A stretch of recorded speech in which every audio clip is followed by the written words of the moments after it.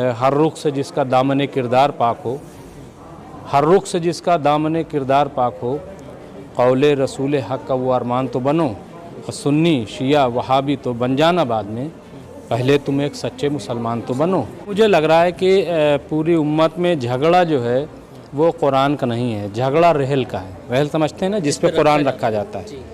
कोई कह रहा है इस डिज़ाइन की रहल हो, कोई कह रहा है कि सोने की हो, कोई कह रहा है चांदी की हो, कोई कह रहा है लकड़ी की हो, कोई कह रहा है तांबा की हो। तो झगड़ा जो है वो रहल का है, कुरान का नहीं। माफ़ कीजिएगा, अजान पे तो कोई निकलता नहीं घर से, तो रहनुमा और लीडर कहने से कैसे निकलेगा? आप जो पिटते रहते हैं, एक कॉल दी जाती जंतर मंतर बुलाइए, अभी 100 आदमी आ जाए। तो शाहीन बाग में बुलडोज़र चलाने के ऐलान तो एक अलामत के तौर पर शाहीन बाग का नाम क्यों?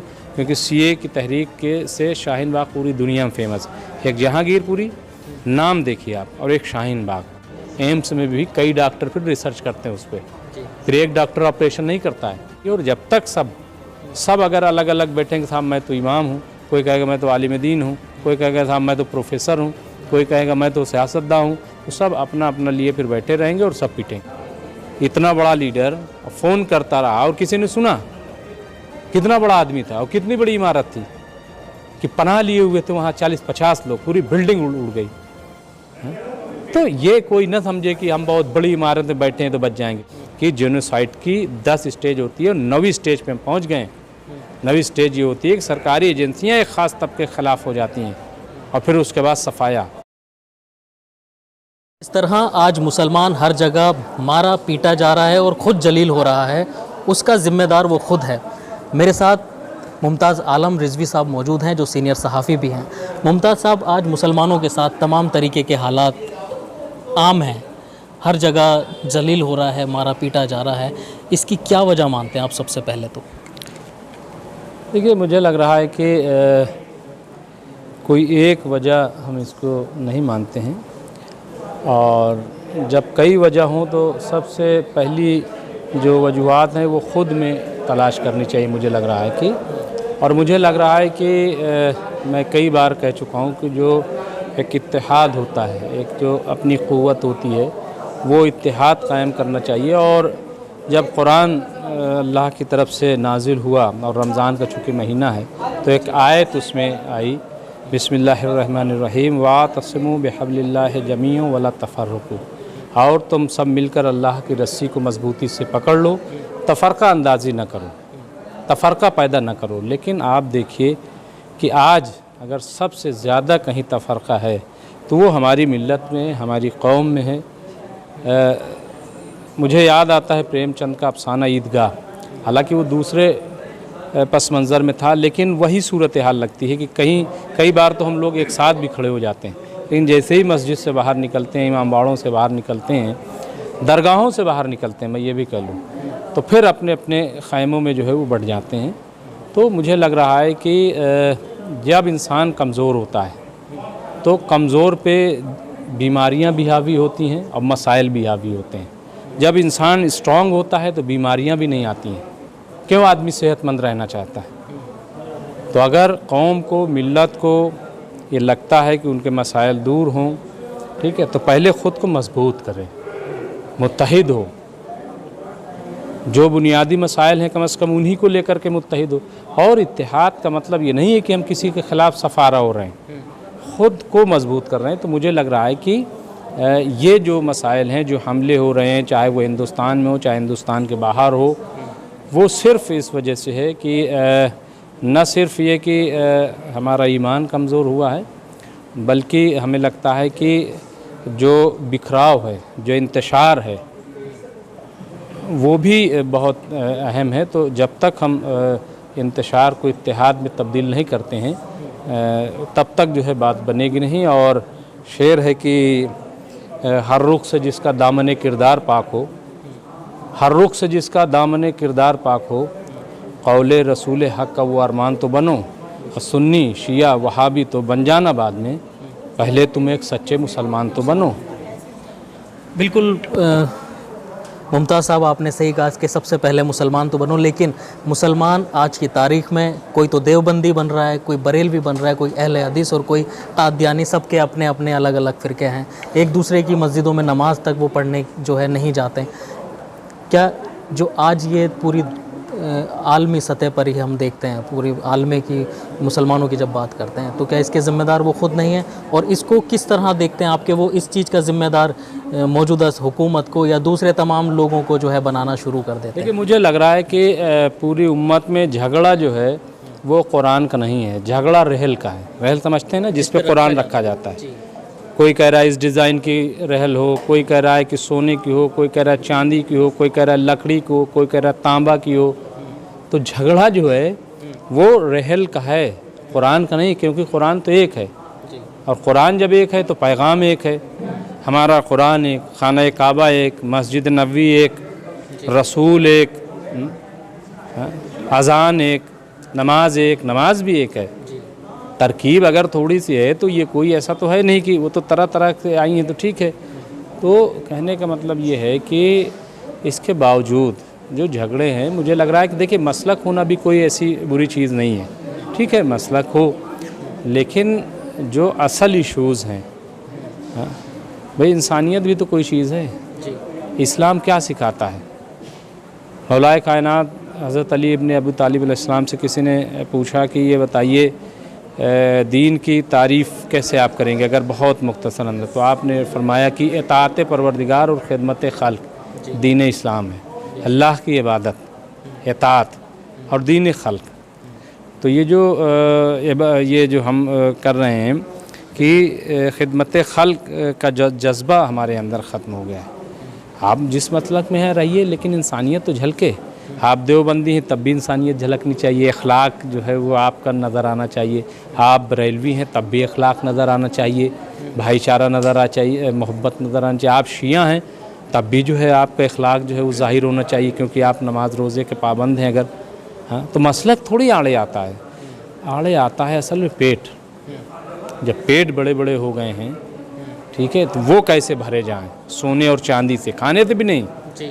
ये मसला पैदा हो गया। जब तक ये लालच, हवस, ठीक है, परचम बरदारी, अलम बरदारी ये नहीं ख़त्म होगी। हमारे यहाँ कोई हुकूमत का तस्वुर नहीं था, इसीलिए जो है वो खिलाफत आई थी। मुलूकियत का तस्वुर नहीं है हमारे यहाँ, खिलाफत का तस्वुर। उसमें भी तो इख्तिलाफ हैं जो चलते चले आ रहे हैं शुरू से। लेकिन मुमताज़ साहब, मैं अब आपसे एक सवाल ये करना चाह रहा हूँ, एक सहाफ़ी की नज़र से, जो मुस्लिम रहनुमा हैं, जो जिनके पीछे पूरी कौम चल रही है, वो कितने ज़िम्मेदार हैं? मुझे नहीं लग रहा है कि किसी के पीछे कौम चल रही। किसके पीछे चल रही? कौन किसकी बात मान रहा है? नहीं मान रहा है। इंतखाब करना पड़ेगा। अगर आप किसी को वाकई ज़िम्मेदारी दे देंगे तो मुझे नहीं लग रहा है कि वो हट जाएगा। लेकिन हमारी भी आदत देखिए, आप सर सैयद के ज़माने से आप देख लीजिए। हाँ, या तो आप किसी को लीडर मानिए, जब मानिए तो फिर उसकी मानिए।